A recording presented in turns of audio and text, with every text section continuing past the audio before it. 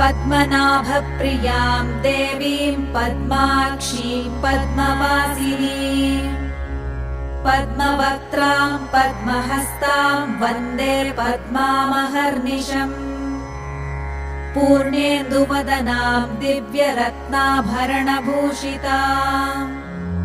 वरदाभयहस्ताढ्यां ध्यायेच्चन्द्रसहोदरीम् इच्छारूपां भगवतः सच्चिदानन्दरूपिणीम् सर्वज्ञां सर्वजननीं विष्णुवक्षस्थलालयाम् दयालुमनिशं ध्यायेत् सुखसिद्धिस्वरूपिणीम् हरिः ॐ नित्यागतानन्त नित्यानन्दिनी जनरञ्जनी